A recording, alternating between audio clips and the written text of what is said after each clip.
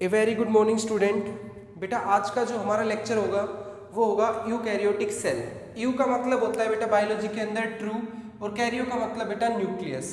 ठीक है, ऐसी सेल जिसके अंदर अच्छा सा न्यूक्लियस होगा, प्रॉपरली डिफाइंड न्यूक्लियस होगा, उसको हम लोग यूकैरियोटिक सेल जो है बोलते हैं। इनके अंदर यूकैरियोटिक सेल के अंदर पर्टिकुलर कंपार्टमेंटलाइजेशन देखने को मिलती है। इसका मतलब ये है कि न्यूक्लियस अपनी जगह पे होगा, माइटोकॉन्ड्रिया एक अपनी पर्टिकुलर जगह पे होगा, साइटोप्लाज्म एक, क्लोरोप्लास्ट एक अपनी अलग जगह लेके बैठा है, लाइसोसोम एक अपनी अलग जगह लेके बैठे हैं। इस तरीके से जो कंपाउंड है, जो ऑर्गेनल्स है, वो अपनी अपनी एक पर्टिकुलर जगह पे प्रेजेंट है। ठीक है, उसके बाद बेटा नेक्स्ट बात आती है कि जो यूकैरियोटिक सेल है वो हर एक ऑर्गेनिज्म के अंदर आइडेंटिकल नहीं होती। इसका मतलब ये है कि प्लांट सेल अलग तरीके की होगी, एनिमल सेल अलग तरीके की होगी, गोल जो फंजाई है, एल्गी है, प्रोटिस्टा है, इनके अंदर जो सेल है वो अपनी अलग अलग तरीके की प्रेजेंट हो सकती है। ये बेटा जो सेल मैंने आपको यहाँ पे दिखा रखी है, ये है आपकी प्लांट सेल। कौन सी सेल है बेटा? Plant cell. इसके बारे में हम लोग ज़्यादा डीप में डिस्कस करेंगे जब मैं प्लांट और एनिमल सेल के बीच में डिफरेंस क्रिएट करूंगा। अभी हम लोग यूकैरियोटिक सेल के बारे में बात कर रहे हैं, तो यूकैरियोटिक सेल्स जो भी यूकैरियोटिक सेल के अंदर प्रेजेंट होता है इनके बारे में डिस्कस करेंगे। लेकिन साथ साथ हम लोग बेटा बात करेंगे कि प्रोकैरियोट के अंदर क्या चीज़ नहीं थी और क्या चीज़ थी। ठीक है, तो इसके थ्रू हम लोग बेटा इस यूकैरियोटिक सेल को समझने की कोशिश करेंगे, टिपिकल यूकैरियोटिक सेल को। तो बेटा बात करते हैं डिफरेंस के साथ। सबसे पहला डिफरेंस आता है बेटा आपका न्यूक्लियस। अगर मैं न्यूक्लियस की बात करूं तो इनके अंदर हमें जो न्यूक्लियस होता है बेटा वो डिस्टिंक्टली आपका दिखाई देता है, प्रेजेंट रहता है। ठीक है, न्यूक्लियस एक ऐसी जगह है बेटा जिसके अंदर डीएनए, आरएनए प्रेजेंट होते हैं। ठीक है, मतलब हमारा जेनेटिक मटेरियल जो है वो प्रेजेंट होता है, और इनके अंदर ये जो जेनेटिक मटेरियल है बेटा ये क्रोमोसोम की फॉर्म में प्रेजेंट होता है। इसी के अंदर बेटा एक सेकंड पोजीशन आती है जिसको हम बोलते हैं न्यूसेलस। क्या बोलते हैं बेटा? न्यूसेलस। न्यूसेलस वो जगह होती है जहाँ पे आरएनए, राइबोसोमल आरएनए प्रेजेंट होता है। वो यूकैरियोटिक सेल में हमें देखने को मिलता है, लेकिन प्रोकैरियोटिक सेल में देखने को नहीं मिलता है। वहीं मैं बात करूं बेटा यूकैरियोटिक सेल का जो डीएनए होता है वो बेटा अच्छी तरीके से लिंक होता है हिस्टोन प्रोटीन के साथ। किसके साथ बेटा? हिस्टोन प्रोटीन के साथ। अब सर ये हिस्टोन प्रोटीन क्या है? हिस्टोन प्रोटीन एक पॉजिटिव चार्ज के प्रोटीन होते हैं, पॉजिटिव चार्ज के प्रोटीन होते हैं। डीएनए के ऊपर नेगेटिव चार्ज होता है, हिस्टोन प्रोटीन के ऊपर पॉजिटिव चार्ज होता है। तो बेटा हिस्टोन प्रोटीन के ऊपर डीएनए जो है वो इस तरीके से प्रेजेंट रहता है।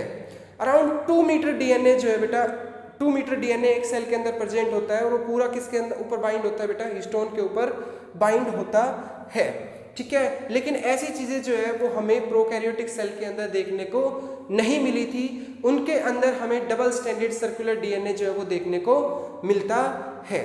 वहीं मैं बात करूं बेटा इसके अंदर मेम्ब्रेन बाउंड ऑर्गेनल्स है। इसका मतलब क्या है बेटा? वहां पे जो प्रोकैरियोटिक सेल थी वहां पे सिर्फ एक कंपार्टमेंट था, वो भी पूरी सेल का। इसका मतलब ये है बेटा कि सिर्फ वहां पे क्या था, एक पूरी सेल ये थी, उसके अंदर अलग अलग चीजें जो है वो इसी तरीके से बिखरी हुई थी। ऐसा अंदर हमें कोई वॉल देखने को नहीं मिली थी। लेकिन यहाँ पे क्या होता है बेटा, एक वॉल हमारी यहाँ पे है बाहर, अंदर जो ऑर्गेनल्स हैं उनके ऊपर, जैसे मान लो न्यूक्लियस है, इसके ऊपर भी वॉल देखने को मिलेगी आपको, इसके ऊपर भी प्लाज्मा मेम्ब्रेन देखने को मिलेगी आपको, गोल्जी एपरेटस के ऊपर भी देखने को मिलेगी आपको।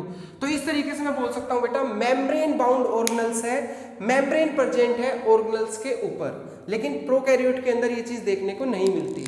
सेकंड डिफरेंस आता है बेटा राइबोसोम। राइबोसोम बेटा प्रोकैरियोट के अंदर 70S था। 70S मतलब 70 सेडिमेंटेशन यूनिट है। ठीक है, किस हिसाब से उसकी डेंसिटी है वो। लेकिन यूकैरियोट के अंदर यही राइबोसोम 80S का होता है। ठीक है, 80S का होता है। नेक्स्ट बेटा प्रोटीन सिंथेसिस। प्रोटीन सिंथेसिस समझने से पहले बेटा मैं आपको एक बात बताना चाहता हूं। देखो, जब भी प्रोटीन बनता है तो सबसे पहले डीएनए जो है बेटा वो कन्वर्ट होता है आरएनए के अंदर। किस में कन्वर्ट होता है बेटा? आरएनए के अंदर। और आरएनए से बनते हैं बेटा प्रोटीन। आरएनए से क्या बनते हैं बेटा? प्रोटीन। ये जो प्रोसेस होता है डीएनए से आरएनए, ये होता है बेटा न्यूक्लियस के अंदर। किसके अंदर होता है बेटा? न्यूक्लियस के अंदर। लेकिन आरएनए से प्रोटीन बनना ये होता है बेटा साइटोप्लाज्म के अंदर।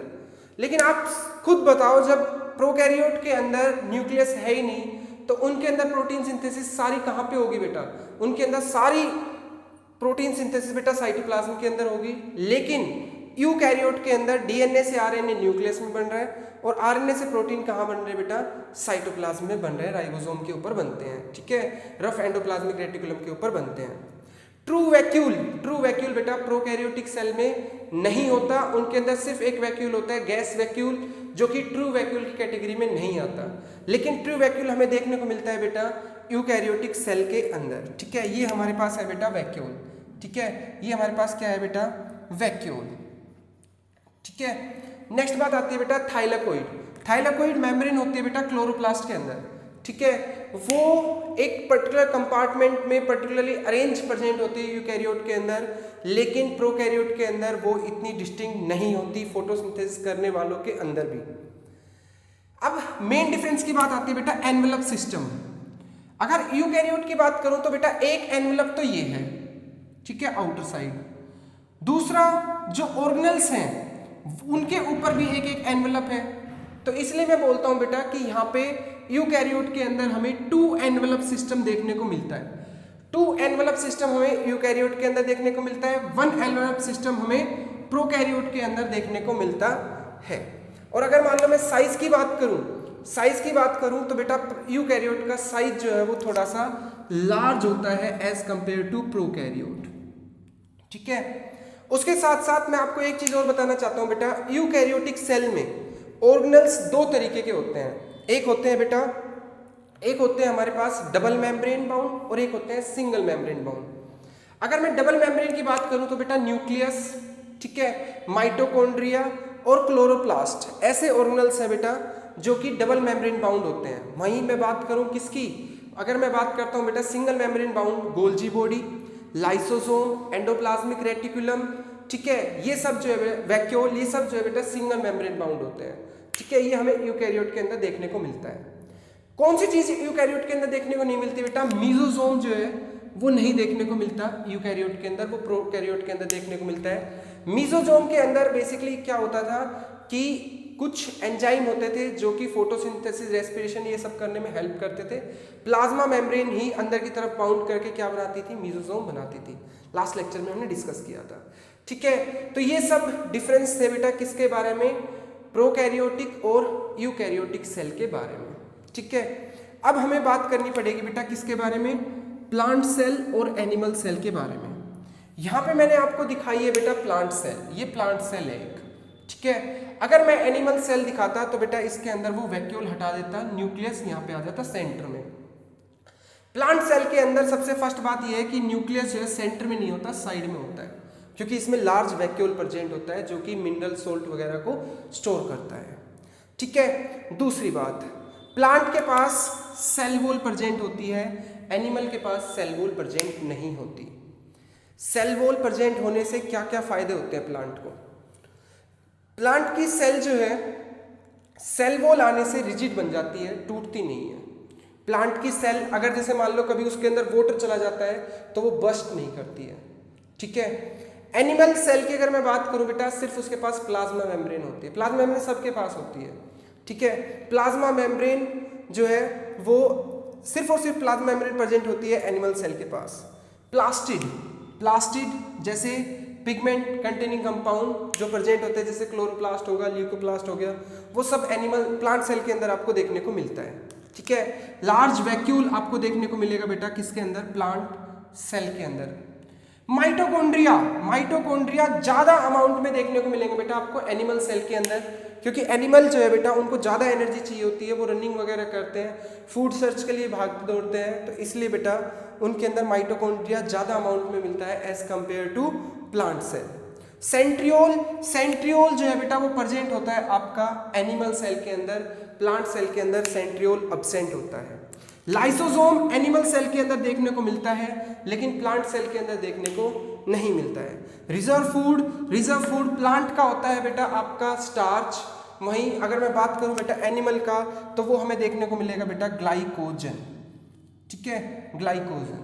ओके, सो बेटा इस लेक्चर के अंदर हमने यूकैरियोटिक सेल और plant cell and animal cell के अंदर डिफरेंस क्रिएट किया है। आई होप आपको बेटा ये समझ में आया हो।